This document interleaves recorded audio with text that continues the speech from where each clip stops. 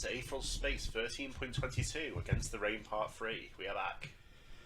Welcome back. Welcome back. Let's welcome back, Sergeant. Let's just jump straight into the fray, shall we? Of course. Nail Manrin sighed, voice distorted by his own aether. I felt that one, he said quietly. My turn. And the King of Killers lunged forward, swinging a fist of solid steel. Muzazi ducked under it, a thruster blasting out from the back of his head to speed its descent, but there was no need. The attack was slow. Skilled as Nail Manrin was, by the time his fist had reached Muzazi, the full moon could have dodged 3 times over. Excuse me, sorry, heartburn. The sweeping kick he attempted next was similarly sluggish. Muzazi cartwheeled over the attack and retreated to the back of the truck. Nail's red eyes followed Muzazi's movement. It wasn't just that he was slow then, but more that he was heavy. Thump, thump. The footsteps confirmed it. It wasn't as if Nail had gained any additional mass by wrapping his weapon around himself, so this had to be a condition to his defensive ability. By taking on a burden that would slow down his movements and reduce his offensive capability, he gained the absurd durability needed to withstand a direct hit from Radiant Almighty. Muzazi looked his opponent's new form up and down. He couldn't see any gaps in the tightly wrapped armor, no weak points he could target with his radiance. As he looked, though, he did see the armor start to unwrap, Shamicharo returning to its attack form. He couldn't allow that. Muzazi charged in again, striking Nail with a barrage of radiant blows. Needless to say, they did no damage, but the King of Killers had no choice but to keep his armor in place. The last thing Muzazi wanted was for his opponent to remove the invincible armor. If he did that, things would reset back to the way they were a few minutes ago, and Muzazi would have shed his blood for nothing. This armor truly was invincible. With the space provided, Muzazi didn't have the time to charge up an attack that would get through it. The armor could not be broken. But the man inside was another story. I'll hit him with a blunt object, Muzazi. Radiant Club Mode! As Nail brought both his fists in to smash his chest, Muzazi lunged forward, grabbing those metal hands in his own and beginning to push. His face turned red with exertion as he struggled with the King of Killers, both of them trying to force the other back. Thrusters exploded out of his back to increase his pushing force further, but progress was agonizingly slow. Nail's feet were only slowly scraping against the carriage. He was using all his strength, too, after all. He understood what Atoy Muzazi was thinking. Nail's armored hands glowed red from the sheer heat of the thrusters Muzazi was exuding. Muzazi narrowed his eyes. Even if none of Muzazi's attacks would work, a fall from this height into the pits of Azum-Ha would kill anything that lived. Damn you! Nail hissed as they slowly, agonizingly slowly, reached the edge. They would go no further, though. Nail had dug his toes into the metal below, pinpoint aether boosting their strength, while the armor protected the rest of his body. A final stalemate had been reached. See, this is the part where I would be terrified if I was Muzazi to get judo flipped over the edge from the momentum. So Atoy Muzazi simply swooped down and cleanly sliced away the part of the roof Manwin was standing on. It wasn't as dramatic as he'd expected. 1 second, Nail was there, and the next he dropped out of sight, plunging into the darkness below. Some of the emerald eyes flew down to follow him, but most just continued to circle the truck. They wanted a good shot of their winner, after all. Muzazi let out a sigh of relief. And Nail Manrin drop-kicked him in the back. Crack! Everything Muzazi did in that next moment was instinct. There was no time for conscious thought to spark, and no room for it among the pain. As he went flying off the back of the truck, Muzazi scrambled, arms flailing in the air, finally seizing hold of the edge of the roof with his right hand, barely keeping his grip. Reason returned. Muzazi went to pull himself up to leap back into the fight, but he wasn't so blessed. Shamichoro strings whipped through the air and sliced the fingers from the hand clean away. Atoy Muzazi fell. No! Nail Manrin wasn't the only one who could use pinpoint aether. Muzazi flooded all his aether into the fingers from his left hand and dug them into the side of the carriage, leaving long, jagged trails like they were claws. The wind battered against him, each new gust threatening to send him flying off like discarded paper. The rain and the exhaust were such that he could barely even see. But he was alive, even if the duration of that life still remained to be seen. Nail Manrin, freed from his armor, glared down at Muzazi from atop the truck. Now that he had a second to think, he understood what Manrin had done. Clearly the King of Killers could think as quickly as the full moon to avoid death. As he'd fallen, Manrin had undone his armor, latched on to the bottom of the truck with a string, and swung all the way around to attack Musashi from behind. Musashi would have been impressed if he weren't in so much agony. Blood poured from the stumps of his fingers down into the darkness. White flashes of aether popped like firecrackers as he used thrusters to stop the bleeding, but that didn't do much for the pain. "A toy Musashi," Nail murmured, looking down at his opponent with disdain. "You think you're hanging on by a thread there, don't you? You don't get it." Musashi tried... Oh, you know what? I don't know if he did this intentionally, but his guardian entity is like, from, it's what's it, what am I... Yeah, but it's based on a fucking yokai, that's the word. Yeah. And Musashi right now is doing... Musashi's climbing up the thread of hope, so to speak. So, I don't know if that was intentional, but it was cool. "You don't get it." Musashi tried to pull himself upwards, but the strings of Shimichoro slashed against the metal above him, sending sparks raining down. "You fell a long time ago, friend," Nail hissed, his blood-red eyes a stark contrast to his now porcelain-white skin. "Me too. It's time we accept it and let ourselves hit the ground." "That's what you want?" Musashi asked, wincing as another shower of sparks rained down. "You want to hit the ground?" Fuck you. What?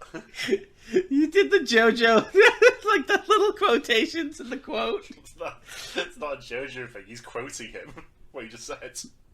No, I know, but the way you phrase it, like how they do in part 7, it's like, "That's what you want? You want to hit the ground?" All it's missing is you putting a fucking emoji in of like a man falling. Yeah. "You'll kill me," Neil explained slowly. "And I'll kill you. We'll vanish from this world without a trace. It's what filth like us deserves." "Well," Musashi narrowed his eyes, "you've got half of that right. Thrusters, on!" It was true that Nail had cut off Musashi's fingers, but the full moon wasn't just going to let them go. In the moment they'd been severed, Musashi had infused them with his aether, and now, all at the same time, he activated the thrusters he'd planted on them. Like guided missiles, they zoomed at Manrin from every direction. "Shimichoro," Nail said calmly, not even looking at the incoming attacks. "Bachigawa." Lightning fast, the strings wrapped around his body again, encasing him in indomitable armor. The fingers clashed against the steel, thrusters bursting out from the back of them as they continued to try and push through their target. Even with his face concealed, Musashi could tell that Nail Manrin was sneering down at him. "This is it," he mocked. "Did you think a surprise attack would break through Bachigawa?" "No," Musashi admitted, tightening his grip on the truck. "There's no way those thrusters can get through that armor." "Then they don't need to get through anything," he finished, grinning a weary grin. "All they need to do is burn." The secondary thrusters exploded into life, each blasting out from the tip of a finger. Zero pushing force and maximum heat, all of it pouring directly into the metal armor before it. It quickly began to glow an angry orange red, and then a fiery red. "I noticed the effect the heat had on your armor when I was pushing you," Musashi said, watching his Nail writhed up above. "Feel free to take it off if you're overheated. That is, if you don't mind the attack hitting you." An attack of heat if Nail left the armor on. I can't believe Musashi is the first Aetheral Space character to cast heat metal. That's crazy. An attack of force if Nail took the armor off. Musashi had positioned his fingers so that they couldn't be easily removed or destroyed. By the time the King of Killers got hold of them, the damage would have already been done. Musashi had won. Hadn't he? So, how was the King of Killers? Video thought. It's fucking, yeah, what's his face? Marie's there, and oh no, wait, Musashi's the one dying? So how was the King of Killers? Super strong. I couldn't have beaten him. Just start glazing Nail Manrin. What happened next was a desperate gamble on Nail Manrin's part. What was the fucking Billy Butcher guy's name again? Eli Masadora? Eli Masador, that's right. Back in the museum, Musashi had hesitated to use an aether ping because he was worried about dropping his defenses. He'd been right to be concerned. Nail had intended on chopping his head off the instant he sent that pulse out. Only his caution had kept him alive. However, That wasn't something Nail had to worry about. As Shamichoro was keeping his body safe, he could let loose an Aether Ping without any concern at all. He could let loose 100 without losing the tiniest bit of durability. But why would he do that? Because of the driver, the person operating this vehicle. Nail had speculated that they were either one of the 8 phases or an automatic. If they were an automatic, then this maneuver would be useless. Nail Manrin would waste his last chance, and he would die. But if they were one of the phases, well, what if they're cloaking? Why would they be cloaking? Aether Ping. Manrin's crimson aether screamed across his surroundings, bathing them in a brief and bloody glow. He had chosen his moment impeccably, even through the haze of pain. When an Aether Ping struck an unprepared Aether user, there was an involuntary response. They froze up just for a second, and their own Aether sparked in retaliation against the contact. Ordinarily, that would only be useful for locating hiding opponents. Ordinarily, that was the case. However, at the very instant Nail Manrin had sent out that pulse of Aether, the truck was right in the middle of a turn, so now it's a stun as well? It's always stunned for like a second. But a second in Aetheral time is like 20 attacks. I don't believe you. Everyone's always like, "Ew," when they get hit by the Aether Thing. Heebie-jeebies. It throws you off. It makes you However, misframed. at the very instant Nail Manrin had sent out that pulse of Aether, the truck was right in the middle of a turn. The turn was not finished. Nail Manrin's gamble had paid off. The driver was frozen for just the briefest moment, and in that moment, instead of turning, the truck just kept going forward, smashing through the building before it. Black. Unconsciousness or death? Nail Manrin could not decide which one this was, nor which one he'd prefer. Many times he'd felt the pull of the latter, but somehow he'd remained on his feet coated with blood atop a pile of bodies. What a mess. White. He opened his eyes. He was back home. Everything was as it once was. Fields of rolling green, and the capital standing proud above all, the embodiments of justice and righteousness, rotting corpses in place of cement, holding the buildings together. Everyone did their part. Nail, said a voice. He turned around. There she was, standing. There she was, smiling. There she was, speaking. Wait. That wasn't right. Nail, she said. Huh? Nail, she said. What? What is it? Her smile widened. I betrayed you, and you deserve to be betrayed, she said. You were a fool to imagine otherwise. They were crawling over his skin. They were crawling over his throat. He opened his mouth, and they found entry. Don't say that. I betrayed you, and you deserve to be betrayed, she repeated, more mockingly this time, her smile becoming a crescent moon smirk. I know exactly the fucking smile you're describing. You were a fool to imagine otherwise. Like when it like... And it's like the fucking little sliver pointing up on both ends.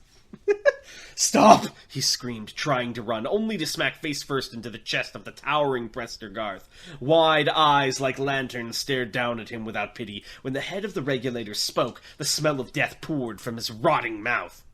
I betrayed you, and you deserve to be betrayed, he growled, maggots eating their way out of his eyes. You were a fool to imagine otherwise. The sky was falling, shards skewering everyone below. His men, the ones he'd led into battle, sliced to pieces by the true nature of the world. Tongues of flame plucked their heads from their shoulders. Trigger. Sorry. I betrayed you, and you deserve to be betrayed. The sky laughed. You were a fool to imagine otherwise. I betrayed you, and you deserve to be betrayed. The land laughed. You were a fool to imagine otherwise. I betrayed you, and you deserve to be betrayed. The world laughed. You were a fool to imagine otherwise.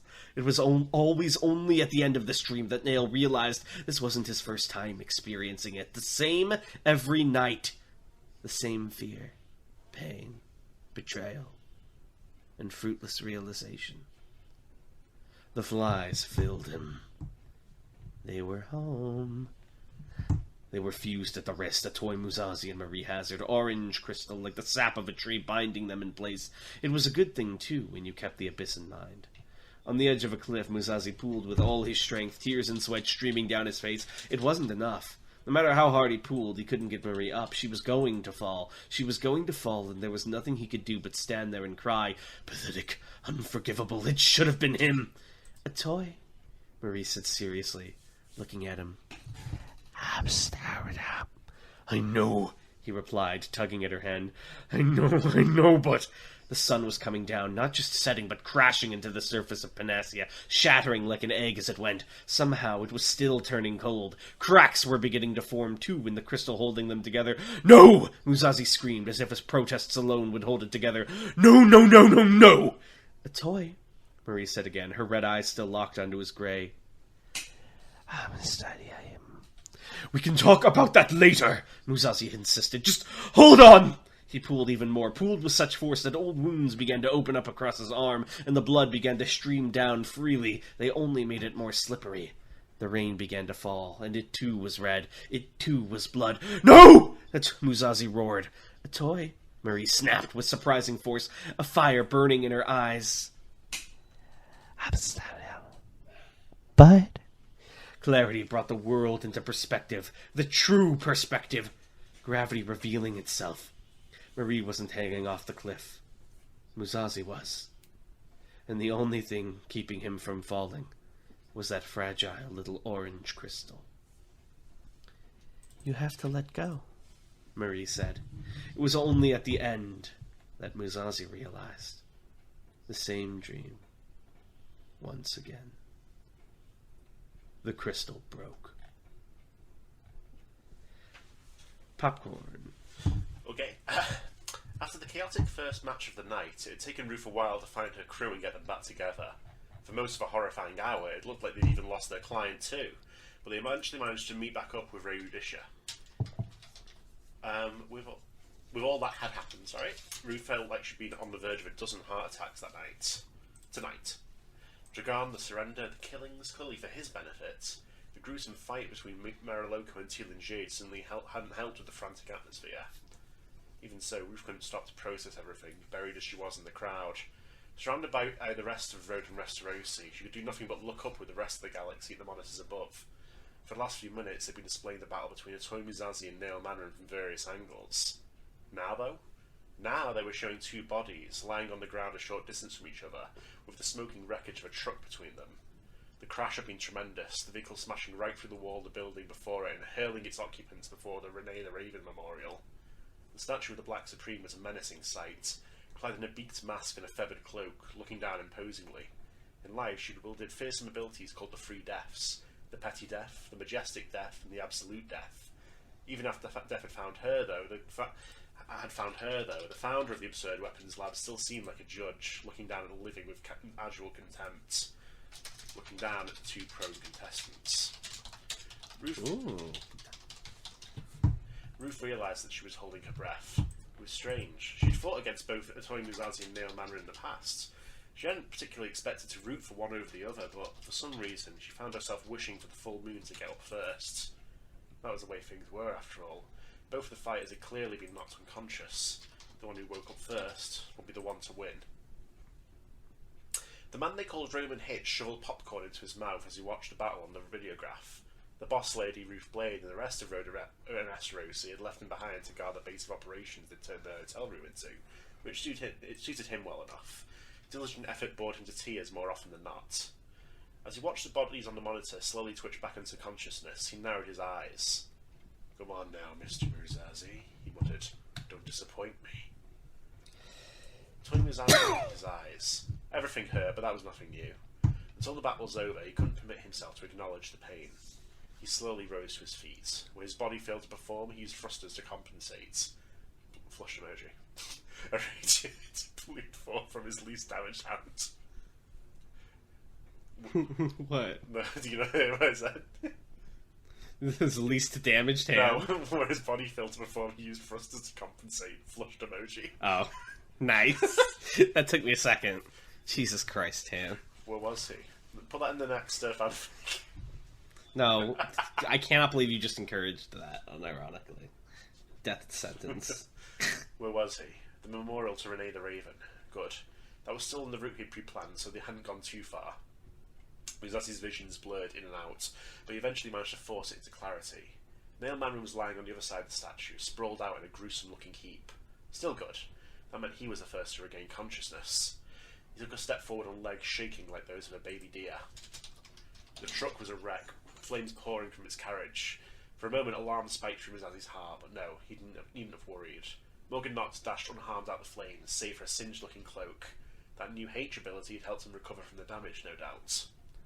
He skidded in next to Musazi, holding out a hand glowing with purple aether. Want me to? No. Musazi firmly shook his head, even as blood dribbled from his mouth. It needs to be my victory. No healing. Thump. Thump. Thump. 3 kicks were all it took for Marcus Grace to escape from the driver's cabin. Blood running down a cut on his forehead, he climbed out the upturned truck and made his way over to his comrades. Sorry, boss, he muttered, wiping the blood away. You got me good. It's fine, Musazi replied. If it was an easy opponent, there'd be no need for all of this. Ba-dump. Ba-dump. Like when he'd fought against King, he focused his aether, his thrusters, on his heart, making it beat faster, more passionately. Some semblance of strength poured into his bones, and the shaking in his legs stopped. He stood up taller. But Musazi could still fight. He stepped forward. And you, he called out, pointing his rage into the figure on the ground. I know you're already awake. You can't fool me. For a moment, Nail remained still on the ground. Then, realizing the jig was up, he began to pick himself up from the ground. His long white hair was stained red by his own blood. Damn, she called. You're ice cold. You have a nice nap? Musazi did not reply. His mind was still rushing through the pre-planned route. The famous memorial to Renee the Raven. That was where he positioned one of his most loyal subordinates. That, at least, was auspicious. Is it who I think it is? He caught a glimpse of his ally in the distant shadows, a hulking wooden figure with a build like a gorilla. Yo! Where an ordinary being would have a face, there was only a smooth square indentation in the bark. Musazi smiled. It had been a while since the last fell beast had sent out a humanoid extension of itself. My heart is full. Ionia, he said, as we discussed. Nail's head whipped around, but too late. Ionia Yggdrasil pushed its arms forth, and those arms exploded into life, massive branches encircling the two opponents and isolating them. Within the span of a few seconds, Ionia had created a mighty wooden dome around Musazi and Nail. Glowing orange leaves hung in the air around them, providing some modicum of light. Morgan, Marcus, and Ionia himself had been left outside as planned. Ionia itself, that should be. Let me correct that. They need to guard against Nail's inevitable reinforcements. For this to be a true victory, it had to end with one man against another. Now that he got a good look, Musazi could see that Nail definitely hadn't escaped the earlier clash unscathed either. His body and face were covered in vicious burns, and he wasn't holding Shamichura anymore. Nail seemed to notice where Musazi was looking. You destroyed my guardian entity in the crash, he explained. It's going to take some time to regenerate. Musazi raised an eyebrow. I don't believe you. He had no doubt that this was a bluff, intended to make Musazi lower his guard so Nail could get a cheap shot in. I don't give a shit if you believe me or not, Nail replied, beginning to walk forward. You're going to be dead in a few minutes anyway. On that, we agree. Popcorn. Oh shit. Okay. Musazi stepped forward, too, to meet his opponent. The radiant flickered away, vanishing from his hand. His nerves and body were at their limit. There was only so much he was still capable of. Best to save whatever radiance he could still muster for the moment he needed them. Oh, are they about to, slug it out? 1v1? Fist mode? Gurren Lagann? They stepped forward. I've suffered extreme damage, Musazi said honestly. I can't reliably produce swords anymore. They stepped forward. I don't believe you, Nail replied. They stepped forward. Musazi smirked. As you said, I don't give a shit if you believe me or not. They entered each other's range. Nail's fist slammed into Musazi's temple, and Musazi's fist smashed into Nail's jaw. Saliva and blood were spat in two directions as they both stepped back, and then in, unleashing a flurry of furious blows. It was a dance of carnage, strikes becoming blocks, becoming grabs, becoming twists. Nail screamed in pain as Musazi nearly snapped his left wrist with a vicious application of force, and Musazi gasped for breath as Nail jabbed at the scar on his throat. Musazi caught one of Nail's kicks, bringing his elbow down like a hammer towards the joint, and Nail only just broke free by pulling his leg back in. Musazi spun, presumably. Musazi spun, still using his elbow, jabbing it at Nail's face, and Nail barely caught it in his hand. You're getting tired, Musazi, Nail grinned madly, his teeth stained with his own blood. Tired and predict thrusters, on! Flames rushed forth from Muzazi's elbow, burning a hole right through the hand that had caught it. As Nail recoiled, Muzazi spun once more, unleashing a devastating roundhouse kick that sent the king of killers flying.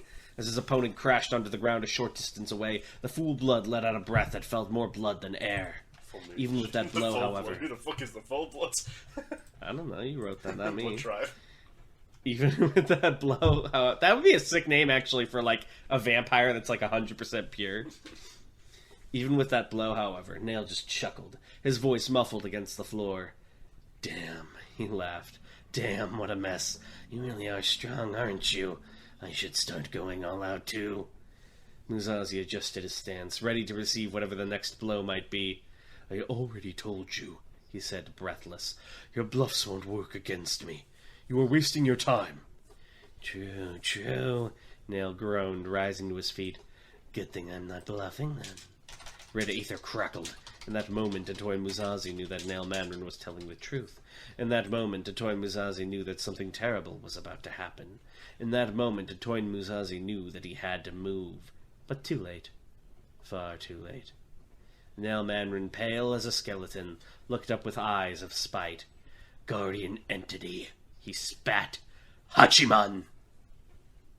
Zephyr Pandershi, founder and scientist dictator of the Pandershi Foundation, would later come to write of this battle. The Guardian entities were a brief fascination of his, and he described them as such. Among the Guardian entities, just as with humans, there exists both mediocrity and greatness. There is no shortage of worthless abilities packed into Gene Tyrant leftovers, their users ignorant of just how much they've squandered the opportunity before them. When properly crafted, a Guardian entity is capable of producing and controlling Aether far more potent than their user could manage alone. Space tore itself open behind Nail, forming a jagged gap into a dark abyss. For a moment, Muzazi thought that it would start sucking the world in, that it would start devouring reality behind it, but no, what happened was worse. Something started climbing out. My own experiments have produced many potent beasts of war, but these are still beings that can be matched by the strength of an ordinary Aether user. What I desire is the insurmountable. What I covet is the divine. Any common wolf can kill with its teeth. The Guardian entities I admire embody the apotheosis of their craft. Among the Guardian entities, only 3 are known to have reached the apex of heaven. A skull wormed its way out of the darkness. At a glance, one might think it used to be human, but no. Nice. Solid bone covered where eye sockets should have been. Its rictus grin. Ooh, what's rictus mean? Like, dead? Nice. Its rictus grin was far too wide and far too sharp. Cold smoke rose from the back of its head. As it opened its mouth, a worm-like tongue tasted the air and did not seem to enjoy it. There is Raiju, belonging to the former Alili Arbrisher, the Master of Lightning. Oh, rip Lily. 4 skeletal arms with muscles of woven straw wrapped around the joints, each bony hand clutched a killing instrument, a sword in one, a spear in another, and a massive bow in the remaining 2. All made of wood, but one look was enough to see that they had been more than sufficient to kill. I'm getting a vibe, like a freaky version of one of those, like, weird dolls in Elden Ring, you know what I'm talking about? You have to show me, I don't quite know what you mean. I'll find them later. A flame burnt within its ribcage, the spark of life in open display. There's Hiriko, the primordial ooze, recorded in last year's incident on Hex K. As the Guardian entity emerged fully from the portal, it did not snap shut behind it. Instead, the gap in space shifted shape, falling like cloth, and becoming a jet-black cloak that wrapped around the specter's shoulders. The thing had no bottom half, and so the closest thing it had to legs was the bottom of the cloak-shaped hole brushing against the floor.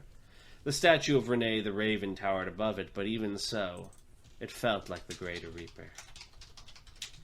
Its grin widened as it saw Muzazi.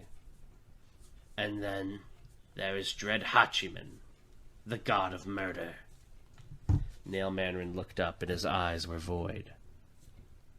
Die! Ooh-wee. What a chapter, am I right? Yeah, guys. Yeah, bros. So I'm no longer imagining now that I know it's the god of murder, but I'll show you what I was talking about later if I can remember. That was a good one. Good job, Tim. Thank you. Thank you so much. Yeah, no problem, Bird Boy. As the king of killers faced off against the fraud at Toy Musashi.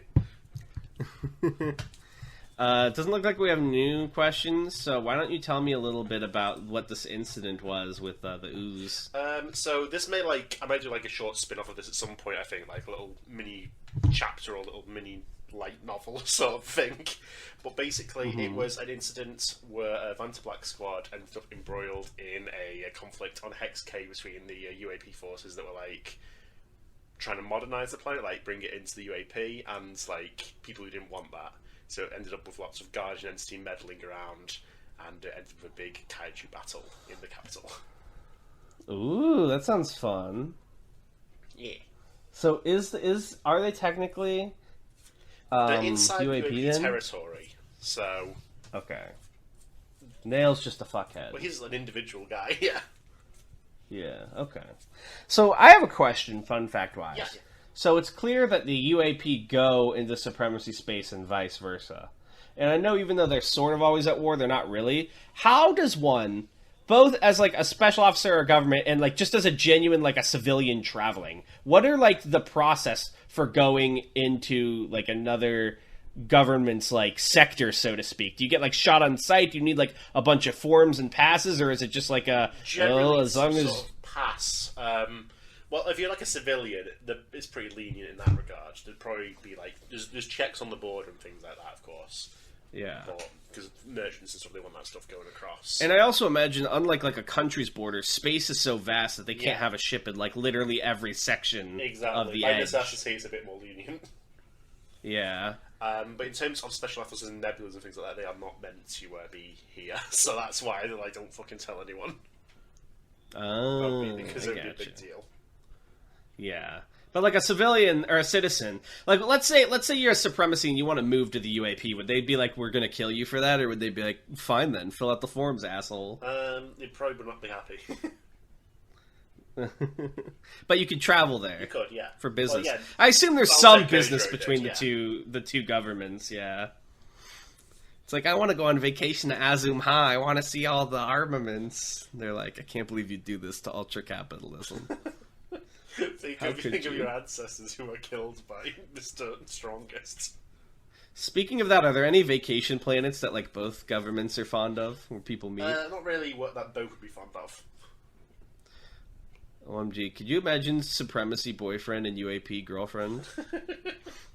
Like this situation. Star-crossed, literally star-crossed lovers. That's the combination A for ability. No. Just like they meet on a vacation planet or something, and it's like, well, I gotta get back home. I'm from Serendipity. Where are you from? Oh, I'm from Azum Ha. I gotta get back and become the strongest. When you do, we'll meet here again. Is that a promise? I'm sorry, I'll have to conquer this planet. Alright. Well, thank you guys for watching, and we'll see you guys next time. Bye! Bye.